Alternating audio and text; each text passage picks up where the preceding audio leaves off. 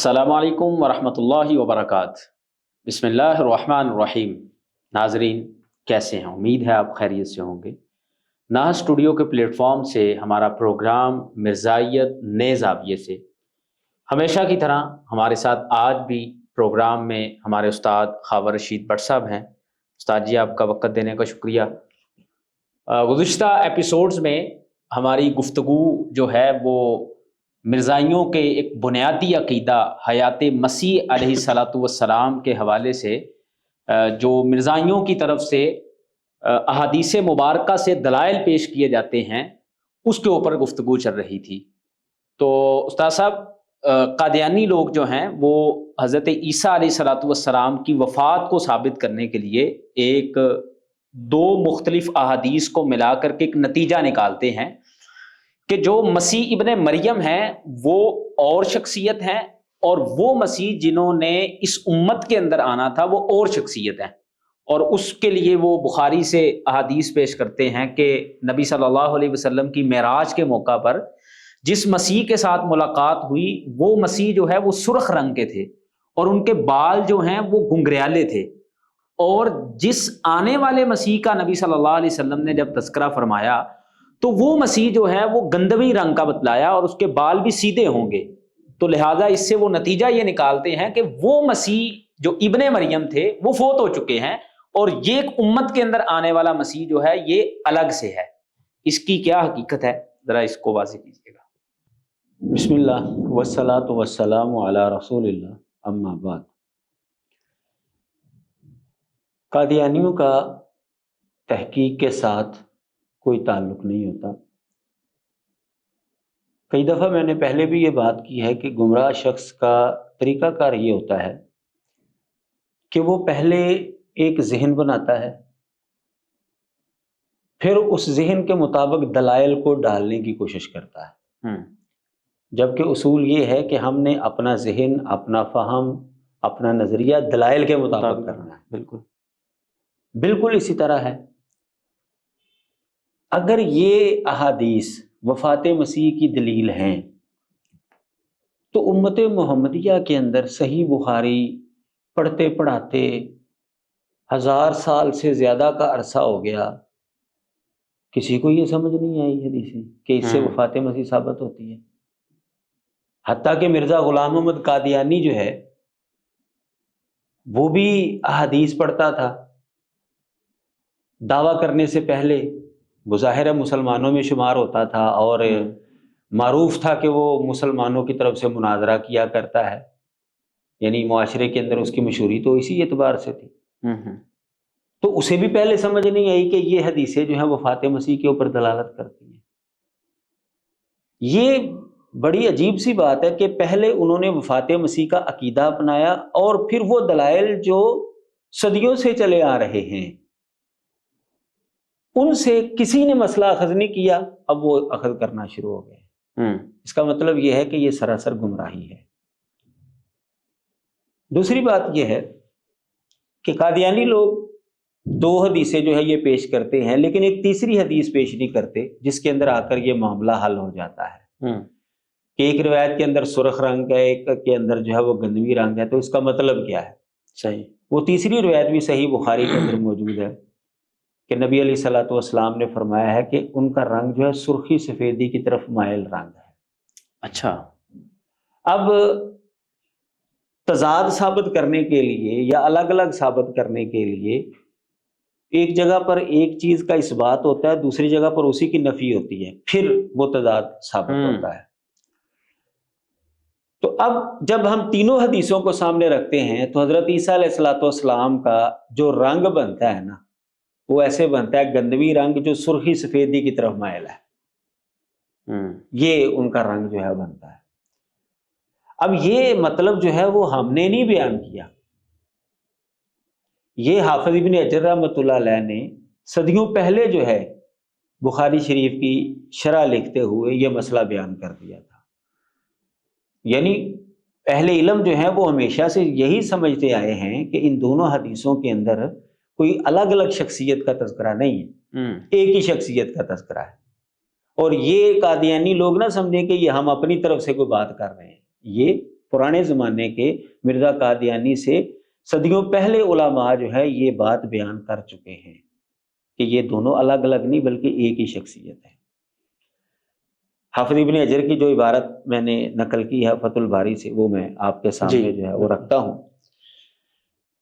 لکھتے ہیں والاحمر عند العرب الشدید البیاض مع الحمرات، جو احمر کا لفظ آیا ہے عربی زبان کے اندر، یہ سخت سفید رنگ کو کہتے ہیں جس کے اندر سرخی پائی جائے۔ صحیح۔ والعدم والاسمر، اور عدم جو ہے یہ گندمی رنگ کو جو ہے وہ کہا جاتا ہے۔ وَيُمْكِنُ الْجَمْعُ بَيْنَ الْوَصْفَيْنِ، کہتے ہیں دونوں وصفوں کے اندر جمع ممکن ہے۔ صحیح۔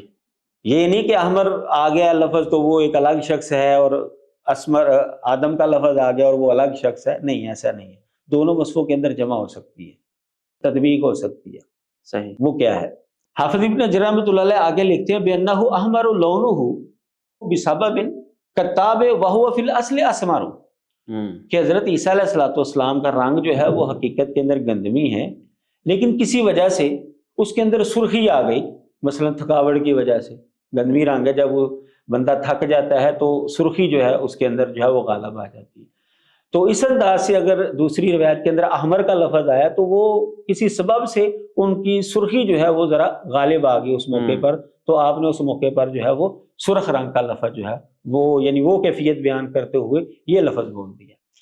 تو اس کا مطلب یہ ہے کہ یہ امت محمدیہ کے اندر جو ہے یہ پہلے سے ہی یہ بات موجود ہے کہ ان روایات کے اندر کوئی دو الگ الگ شخصیات کا تذکرہ نہیں ہے بلکہ ایک ہی شخصیت کا تذکرہ ہے۔ اب آ جاتے ہیں دوسری بات کی طرف، یعنی دو باتیں جو ہے وہ کرتے ہیں کہ رنگون کا جو ہے وہ الگ الگ ہے اور دوسرا جو ہے وہ بال جو ہے وہ الگ الگ ہیں۔ اس کا الزامی جواب بھی موجود ہے ہمارے پاس کہ مرزا غلام محمد قادیانی نے بذات خود عیسیٰ علیہ السلام کے دو رنگ بیان کیے۔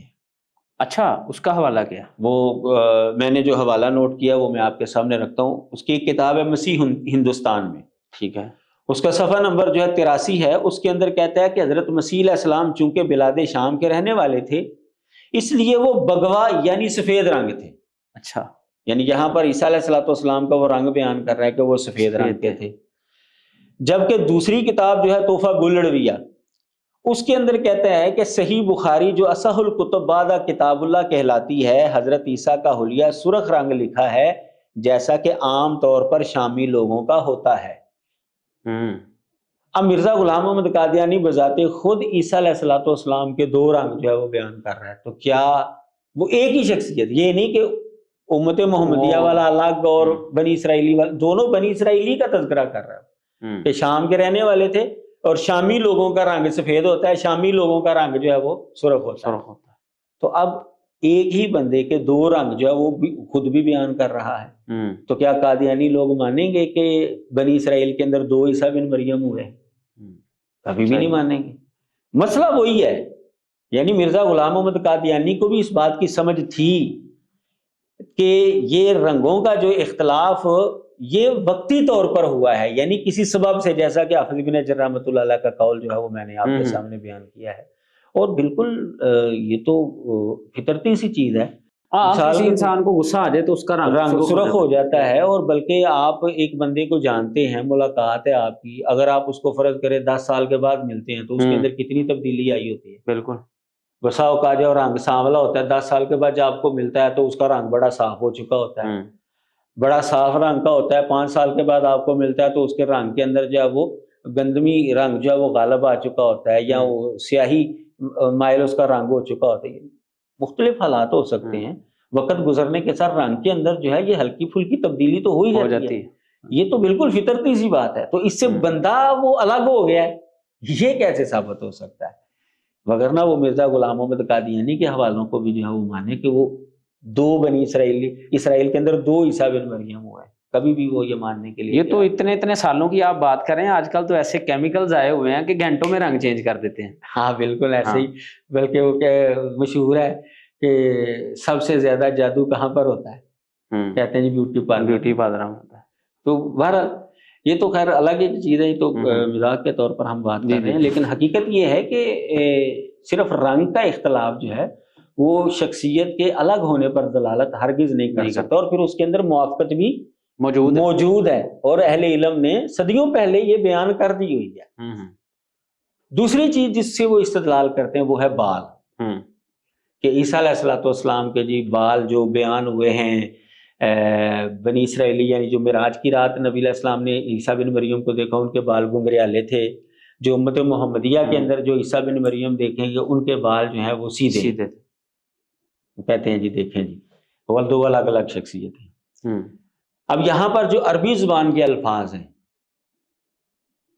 وہ نہیں آپ کے سامنے پڑھیں گے، اچھا، وہ صرف ترجمہ کریں گے آپ کے سامنے۔ عربی زبان کے اندر لفظ جہاں جس کا ترجمہ وہ گنگریالہ کرتے ہیں نا، اس کے لیے لفظ آیا ہے جعدن، جعدن، جعدن، ٹھیک ہے۔ اب جب عیسیٰ علیہ السلام کے حوالے سے یہ لفظ آیا نا جعدن، تو یہاں پر اس کا معنی جو ہے وہ گنگریالے بال نہیں ہے، اچھا، اس کا معنی ہے کہ وہ مضبوط جسم کے ہیں، گٹیلے جسم کے ہیں، گجا ہوا، ہاں جی، ان کا جسم جو ہے وہ مضبوط ہے۔ اچھا، یہ ہم نے نہیں ترجمہ کیا، یہ صدیوں پہلے حافظ ابن حجر رحمۃ اللہ علیہ خود اس کا ترجمہ کر گئے کہ یہاں پر جاد سے مراد بالوں کی خصوصیت نہیں بلکہ یہ جسم کی خصوصیت یہاں پر بیان ہے۔ اچھا، صحیح۔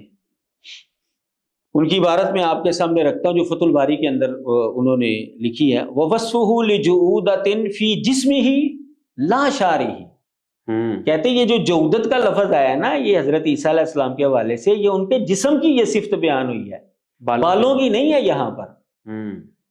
تو جب وہ بالوں کی نہیں ہے تو پھر سیدھے بال ہیں، کوئی مسئلہ نہیں، کیا مسئلہ ہو گیا اس میں؟ عیسیٰ علیہ السلام کا وہاں پر بالوں کا تذکرہ نہیں ہو رہا بلکہ وہاں پر ان کے جسم کی وہ صفت بیان ہو رہی ہے۔ صحیح۔ والمراد، کہتے ہیں جی والمراد بذالک اجتماعہ و اکتنازہ، مطلب یہ ہے کہتے ہیں کہ اس سے یعنی جعودت فی الجسم جو ہے اس کا مطلب ہوتا ہے کہ ان کا جسم جو ہے وہ گھٹا ہوا ہے، مجتمع ہے، یعنی مضبوط جسم ہے ان کا جو ہے نا۔ صحیح۔ مزید جب ہم تیسری روایت کو دیکھتے ہیں تو عیسیٰ علیہ السلام کے بالوں کا تذکرہ کرتے ہوئے وہاں پر ایک لفظ آیا ہے راجل الشعر، ٹھیک ہے۔ اب راجل الشعر جو ہے یہ اس کو کاتفن کے وزن پر بھی پڑھا جا سکتا ہے، یعنی راجل بھی پڑھا جا سکتا ہے، اور جبل یعنی راجل بھی اس کو پڑھا جا سکتا ہے، ٹھیک ہے۔ تو اس کا ترجمہ کرتے ہوئے قاموس کے اندر یہ بات لکھی ہے وشعر راجل یا راجل کا جبل و کاتف بین الثبوتۃ والجعودۃ، یہ ثبوتت اور جعودت کے درمیان جو ہے جو بال ہوتے ہیں نا، یعنی کچھ بالوں کے اندر گنگریالہ پن ہے اور کچھ سیدھا پن ہے، درمیانی سی کیفیت ہے۔ یعنی اگر کہتے ہیں نا جی ان کے بال جو ہیں وہ گنگریالے ہی ہیں، یعنی جاد یہاں پر بالوں کی صفت ہے، تو جو تیسری روایت کے اندر لفظ آ رہے ہیں راجل الشعر کے، وہ ان کے اندر موافقت پیدا کر دیتے ہیں کہ اصل میں ان کے بال جو ہیں اس کے اندر کچھ گنگریالہ پن ہے، کچھ سیدھا پن ہے۔ صحیح۔ اب ایسے بال جو ہیں جب وہ بھگو دیے جائیں گے نا تو وہ سیدھے لگیں گے، سیدھے رہتے ہیں، بالکل۔ جب وہ خشک ہوں گے تو ان کے اندر جو ہے وہ کنڈل پڑنا شروع ہو جائے گا، ہلکا سا بال آ جائے گا۔ کسی کو بھی آپ دیکھ سکتے ہیں جس کے بالوں کی یہ کیفیت ہو، جب وہ بھیگے ہوئے ہوں گے تو سیدھے لگیں گے، اور جب وہ خشک ہو جائیں گے تو وہ ان کے اندر گنگریالہ پن جو ہے وہ آ جائے گا۔ صحیح۔ اب جس حدیث کو پیش کر رہے ہیں قادیانی لوگ کہ عیسیٰ علیہ السلام کو نبی علیہ السلام نے دیکھا کہ بیت اللہ کا طواف کر رہے ہیں تو بال ان کے سیدھے ہیں، اس حدیث کے اندر یہ لفظ ہے گویا کہ ان کے سر سے پانی ٹپک رہا ہے، اسی حدیث کے اندر گویا کہ ان کے سر سے پانی ٹپک رہا ہے۔ تو کسی بھی بندے کو دیکھ لیں آپ جس کے بالوں کے اندر اس طرح کی کیفیت ہو، جب اس کے سر کو گیلا کریں گے تو اس کے بال سیدھے ہو جائیں گے۔ صحیح۔ تو عیسیٰ علیہ السلام کے وہاں پر جو بال سیدھے نظر آ رہے ہیں، یعنی امت محمدیہ کے اندر جب وہ آئیں گے تو بال سیدھے نظر آ رہے ہیں، تو وہاں پر الفاظ موجود ہیں گویا کہ ان کے سر سے پانی ٹپک رہا ہے، صحیح، یعنی گیلے ہوں گے ان کے بال، اس لیے بال ان کے سیدھے نظر آ رہے ہیں۔ اور جب اوپر دیکھا معراج کی رات تو ان کے بالوں کے اندر جو ہے وہ کنڈل دیکھے آپ نے، وہ وہاں پر بال اس وقت ان کے خشک تھے۔ صحیح۔ تو بالکل موافقت ہو جائے گی۔ یعنی اس کے دو جواب ہو گئے بالوں کے، نمبر ایک کہ جاد کا تعلق جسم کے ساتھ ہے، بالوں کے ساتھ نہیں، لیکن اگر وہ ضد کرتے ہیں نہیں جی یہ بالوں کے ساتھ ہی ہے، تو پھر بھی تیسری روایت جو ہے وہ اس کا مطلب بیان کر دیتی ہے کہ راجل الشعر کا بھی لفظ آیا ہے ان کے حوالے سے، بین الجودت والثبوتت، جودت اور ثبوتت کے درمیان جو بال ہوں، یعنی کچھ گنگریالا پن ہے، کچھ سیدھا پن ہے، اور اس کیفیت کے اندر جب بال گیلے ہوں گے تو سیدھے ہو جائیں گے، اور وہ حدیث جس میں سیدھے بالوں کا تذکرہ، وہاں پر ان کے بالوں کے گیلے ہونے کا تذکرہ ہے۔ صحیح۔ لہذا معلوم ہوا کہ یہ کوئی دو الگ الگ شخصیات نہیں ہے، یہ ایک ہی شخصیت ہے، یہ صرف انہوں نے کہہ لیں کہ اپنا ایک غلط عقیدہ جو ہے وہ ثابت کرنے کے لیے ان دلائل کو موڑا ہے اپنی طرف، جیسا کہ گمراہ لوگوں کا طریقہ کار ہے۔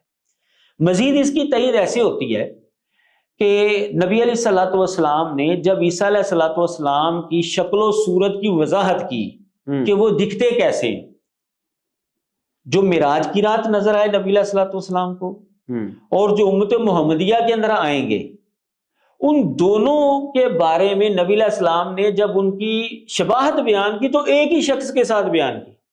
صحیح۔ اس سے بھی پتہ چلتا ہے کہ شخصیت ایک ہے۔ صحیح۔ اگر دو الگ الگ شخصیتیں ہیں تو ان کی مشابہت کسی اور شخص سے، شکل و صورت کی مشابہت، اور امت محمدیہ کے اندر آنے والے کی کسی اور شخص کے ساتھ ہونی چاہیے، جیسا کہ قادیانی لوگ باور کرواتے ہیں ان احادیث سے۔ اب نبی علیہ الصلوۃ والسلام کی یہ دونوں حدیثیں صحیح مسلم کے اندر موجود ہیں۔ ٹھیک۔ معراج کی رات جب آپ نے عیسیٰ بن مریم کو دیکھا تو آپ نے فرمایا گویا کہ وہ عروہ بن مسعود ہے۔ صحیح۔ ان کی شکل و صورت کن کے ساتھ میچ کر رہی ہے؟ حضرت عروہ بن مسعود ثقفی رضی اللہ تعالیٰ عنہ کے ساتھ، اور آپ کو پتہ ہے یہ صحابی رسول ہیں۔ اور جو امت محمدیہ، یہ بھی صحیح مسلم کے اندر حدیث موجود ہے، جو امت محمدیہ کے اندر عیسیٰ بن مریم آئیں گے، نبی علیہ الصلوۃ والسلام نے ان کی شباہت بیان کرتے ہوئے بھی فرمایا کہ گویا کہ وہ عروہ بن مسعود ہے۔ صحیح۔ تو اب ایک ہی شکل کا، یعنی دونوں آسمانی مسیح جو معراج کی رات دیکھے اور جو امت محمدیہ کے، ان کو ایک ہی شخص کے ساتھ آپ نے شکل و صورت کی مشابہت جو ہے وہ دی۔ لہذا یہ جو رنگ کا اختلاف یا بالوں کا اختلاف بیان کر کے الگ الگ شخصیات باور کروائی جاتی ہیں، یہ احادیث بھی ان کا رد کرتی ہیں کہ بالوں کا الگ الگ ہو جانا یا رنگ کا الگ الگ ہو جانا، اس سے شخصیت کا الگ ہونا ہرگز لازم نہیں آتا۔ تو ایک بندے کے اندر جو ہے وہ آپ بھی یہ تجربہ کر کے دیکھ سکتے ہیں، ہو سکتی ہیں یہ دونوں چیزیں الگ الگ، تھوڑا سا فرق جو ہے وہ آ جائے گا تو اس کا یہ مطلب ہے وہ بندہ الگ ہو گیا۔ صحیح۔ الزامی ایک جواب موجود ہے کہ اگر محض رنگ یا بالوں کے الگ الگ ہونے سے دو شخصیات بن رہی ہیں تو بخاری شریف کی جو احادیث قادیانی لوگ پیش کر رہے ہیں وہاں پر حضرت موسیٰ علیہ الصلوۃ والسلام کے بھی دو طرح کے بال بیان ہوئے ہیں۔ ایک جگہ پر جاد کا لفظ ہے اور ایک جگہ پر سیدھے بالوں کا تذکرہ ہے۔ صحیح۔ تو کیا وہ مانیں گے کہ موسیٰ بھی دو ہیں؟ وہاں پر بھی یہی تطبیق ہے کہ جاد یہ صفت ہے جسم کی، یعنی جاد کا تعلق یہاں پر بالوں کے ساتھ نہیں ہے، جسم کے ساتھ ہے، اور جو لمبے بال سیدھے بالوں کا وہ تو واضح ہے کہ بالوں کا تذکرہ ہے، وگرنہ اگر جاد اور لمبے بالوں کو یہ الگ الگ شخصیت کے اوپر دلالت کر رہے ہیں تو پھر موسیٰ بھی دو ہونے چاہیے۔ انہی حدیث کے اندر موسیٰ علیہ الصلوۃ والسلام کے بھی دو طرح کے بال بیان ہوئے۔ صحیح۔ جزاک اللہ خیر استاد صاحب، آپ نے بڑی وضاحت کے ساتھ ان کے اس استدلال کو توڑا کہ یہ دو الگ الگ شخصیات نہیں ہیں بلکہ یہ ایک ہی شخصیت کے مختلف وصف جو ہیں وہ بیان ہوئے ہیں۔ صحیح بخاری سے ایک اور روایت جو ہے وہ قادیانی لوگ پیش کرتے ہیں جس میں نبی صلی اللہ علیہ وسلم کی وفات کا تذکرہ ہے کہ جب آپ کی وفات ہوئی تو معروف واقعہ کہ حضرت عمر رضی اللہ تعالیٰ عنہ تلوار لے کے کھڑے ہو گئے کہ جس نے یہ بات کہی کہ محمد صلی اللہ علیہ وسلم فوت ہو گئے ہیں میں اس کی گردن اتار دوں گا۔ تو اتنے میں ہی حضرت ابو بکر صدیق رضی اللہ تعالیٰ عنہ لوگوں کے درمیان آئے اور آپ نے قرآن مجید کی ایک آیت پڑھی جس میں یہ الفاظ ہیں کہ وما محمد الا رسول قد خلت من قبلہ الرسل، کہ محمد صلی اللہ علیہ وسلم نہیں ہے مگر ایک رسول، اور یقیناً آپ سے پہلے بھی سارے رسول گزر چکے ہیں، یعنی یہ آپ پر ہی صرف موت نہیں ہے، یہ آپ سے پہلے بھی سارے رسولوں پہ آ گئی ہے۔ اور نتیجہ یہ نکالتے ہیں کہ جیسے نبی صلی اللہ علیہ وسلم اس دنیا سے چلے گئے، آپ سے پہلے جتنے رسول تھے اس میں حضرت عیسیٰ بھی شامل ہیں، وہ بھی دنیا سے چلے گئے ہوئے ہیں۔ تو لہذا اس موقع پہ صحابہ کرام جو ہے وہ اس چیز کے اوپر جو ایک اضطراب کی کیفیت تھی وہ ختم ہو گئی۔ تو اس سے یہ نتیجہ اخذ کرتے ہیں کہ اس سے پتہ یہ چلتا ہے کہ صحابہ کا اجماع ہے اس بات پہ کہ نبی اکرم صلی اللہ علیہ وسلم سے پہلے جتنے رسول تھے وہ سارے فوت ہو چکے ہیں، اور اس میں حضرت عیسیٰ بھی آتے ہیں۔ بالکل، یہ قادیانی لوگ جو ہیں وہ بڑا اس روایت کو بڑھا چڑھا کر پیش کرتے ہیں، لیکن مسئلہ یہ ہے کہ یہ 1300 سال مرزا قادیانی تک جو 13 صدیاں گزری ہیں، یہ امت محمدیہ کو اس حدیث کی سمجھ ہی نہیں آئی کہ اس حدیث سے تو وفات مسیح اخذ ہو رہا ہے، اور ساری امت جو ہے حیات مسیح کا عقیدہ لے کر کھڑی ہے، اور بلکہ مرزا غلام محمد قادیانی بھی دعوے سے پہلے حیات مسیح کا قائل تھا۔ تو کیا یہ ساری امت گمراہ ہو چکی تھی؟ یہ کیسے ممکن ہے؟ اور پھر جیسا کہ وہ باور کروا رہے ہیں کہ جی اجماع ہو گیا تھا صحابہ کا، یار وہ بتایا جائے مجھے کہ کسی زمانے کے اندر، بلکہ زمانے بات کو چھوڑ دے، صحابہ کے زمانے میں ایک مسئلے پر اجماع ہوا ہو اور امت محمدیہ ساری کی ساری اس اجماع کے خلاف کوئی ایک مسئلہ بتا دے ہمیں، 1300 سال تک امت محمدیہ اس اجماع کے خلاف کھڑی ہو جائے، یہ کیسے ممکن ہے؟ کوئی بھی اجماعی مسئلہ جو صحابہ کے زمانے کے اندر جس کے اوپر اجماع ہوا ہے، امت کے اندر وہ مسئلہ من وان اسی طرح چلا آ رہا ہے، اس کے اندر کوئی اختلاف نہیں ہوا۔ اجماع کے اوپر جو ہے وہ اختلاف نہیں آ کر آگے ہوتا جب وہ صحابہ کے اندر اجماع ہو جائے کسی مسئلے کے اوپر۔ اگر یہ اجماعی مسئلہ ہے تو یہ بڑی حیرانگی کی بات ہے کہ اسلام کے اندر اتنی تبدیلی آ گئی، اتنی تحریف آ گئی کہ لوگ مسلمان جو ہیں وہ اجماعی عقیدے کے منکر ہو گئے، اور اجماعی عقیدے کا منکر جو ہے اس کو تو اہل علم جو ہے وہ دائرہ اسلام سے خارج قرار دیتے ہیں۔ صحیح۔ اس کا مطلب یہ ہے کہ اس حدیث کا یہ مطلب ہرگز نہیں ہے صحیح۔ جو قادیانی لوگ جو ہیں وہ باور کروا رہے ہیں۔ بات وہی ہے جو میں نے شروع میں کی کہ پہلے انہوں نے ایک اپنا ذہن بنایا، پھر دلائل کو اس کے مطابق ڈالنا شروع کر دیا ہے۔ تو یہ طریقہ کار گمراہ لوگوں کا ہوتا ہے۔ اب آ جاتے ہیں اس روایت کی طرف۔ اب وہ سارا زور ان کا ہوتا ہے قادیانیوں کا کہ حضرت ابوبکر رضی اللہ تعالیٰ عنہ نے یہ آیت پڑھی۔ اب اس آیت کے اوپر تفصیلی گفتگو تو ہماری ہو چکی ہے کہ اس آیت سے استدلال ہوتا ہے کہ نہیں ہوتا، لیکن وہ جب اس حدیث کو پیش کرتے ہیں تو سارا زور قد خلت من قبلہ الرسل کے اوپر ہوتا ہے۔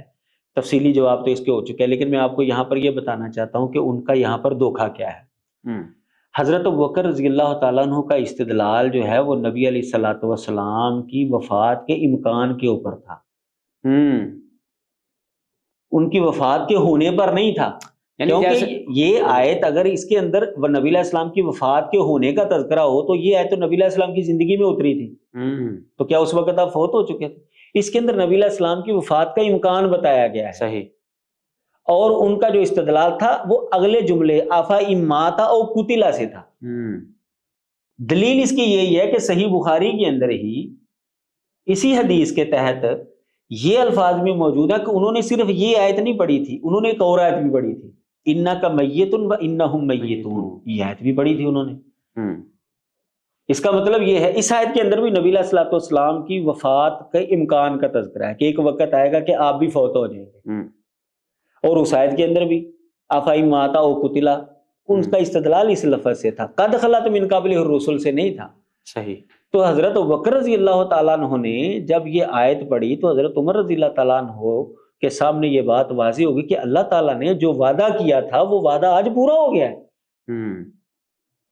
اور انہوں نے کہا کہ میں نے سمجھا کہ شاید جی آج ہی آیت اتری ہے، آج ہی مجھے پتا چلا، یعنی وہ ظاہر ہے کہ سارا قرآن مجید تو حفظ نہیں تھا نا سب صحابہ کو، کوئی آیت کسی کو یاد ہے کوئی نہیں یاد، تو ان کو نہیں یاد تھی اس وقت جب حضرت ابوبکر نے یہ 2 آیتیں پڑھی تو ان کو پتا چلا کہ یہ تو میں جو سمجھ رہا ہوں یہ تو غلط سمجھ رہا ہوں میں۔ حضرت ابوبکر رضی اللہ تعالیٰ عنہ کی بات درست ہے، اور نبی علیہ الصلوۃ والسلام واقعی دنیا سے رخصت ہو گئے۔ اب آ جاتے ہیں اجماع کی بات کی طرف۔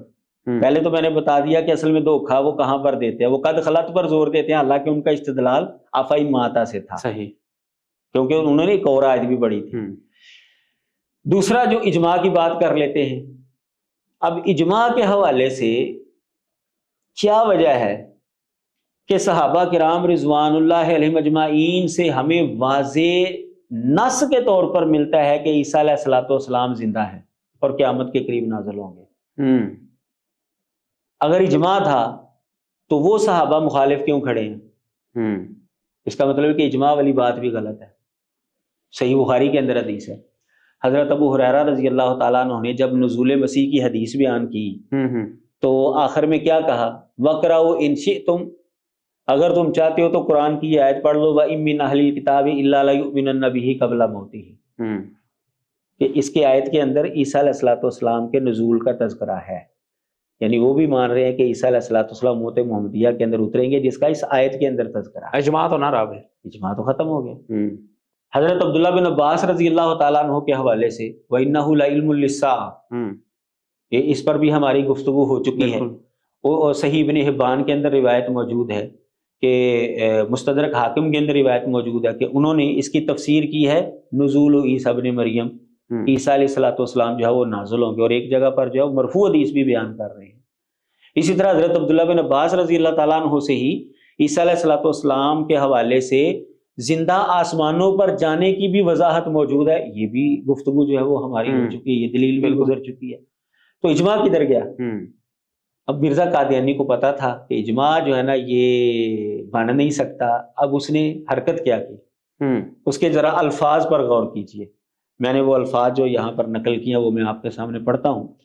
مرزا غلام محمد قادیانی نے ان صحابہ کو اب تان کا نشانہ بنایا، کیونکہ یہ حیات مسیح کے قائل تھے، اور اجماع جو ہے یہ توڑ گئے ان کا، جو فرضی اجماع ہے، حالانکہ اجماع نہیں ہے، بالکل اجماع نہیں ہے، کیونکہ کسی صحابی نے وضاحت نہیں کی کہ عیسیٰ علیہ السلام فوت ہو گئے۔ یہ تو ملے گا کہ عیسیٰ علیہ السلام زندہ ہے، یہ نہیں ملے گا کسی صحابی سے کہ عیسیٰ علیہ السلام فوت ہو گئے، اجماع نہیں، لیکن وہ فرضی طور پر انہوں نے اجماع بنایا ہے تو وہ بھی ٹوٹ رہا ہے۔ تو اب مرزا قادیانی کیا کہہ رہے ہیں حضرت ابو ہریرہ رضی اللہ تعالیٰ عنہ اور دیگر صحابہ کو جو حیات مسیح کی وضاحت کرتے ہیں، اور معلوم ہوتا ہے، مرزا غلام محمد قادیانی لکھتا ہے، اور معلوم ہوتا ہے کہ بعض ایک دو کم سمجھ صحابہ کو، اب جملے پر غور کریں آپ کس طرح اس نے سخت لفظ بولے ہیں، کہتا ہے اور معلوم ہوتا ہے کہ بعض ایک دو کم سمجھ صحابہ کو جن کی درایت عمدہ نہیں تھی، سمجھ بھی ان کی کم تھی اور فہم بھی ان کا کم تھا، درایت عمدہ نہیں تھی، عیسائیوں کے اقوال سن کر جو ارد گرد رہتے تھے پہلے کچھ یہ خیال تھا کہ عیسیٰ آسمان پر زندہ ہے۔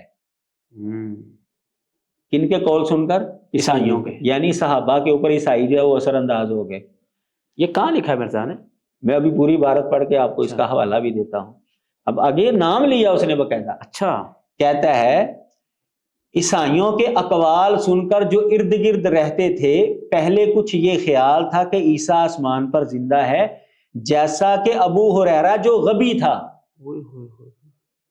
اور درایت اچھی نہیں رکھتا تھا، یعنی مرزا قادیانی بھی مانتا ہے کہ حضرت ابو ہریرہ رضی اللہ تعالیٰ عنہ جو ہے وہ حیات مسیح کے قائل تھے، اس لیے تو نقد کر رہا ہے۔ تو اب واضح نصوص موجود ہیں کہ وہ حیات، اب اجماع بھی ختم ہو گیا، اب حضرت ابو ہریرہ جو ہے وہ قادیانیوں کے خلاف کھڑے ہیں، تو اب اس نے حضرت ابو ہریرہ کو جو ہے وہ نکالنے کی کوشش کی کہ یہ ان کی سمجھ صحیح نہیں تھی، یہ کندزین آدمی تھا، یہ غبی تھا، عیسائیوں کے چکر میں آ گیا تھا، یہی بات کر رہے ہیں نا۔ استغفر اللہ۔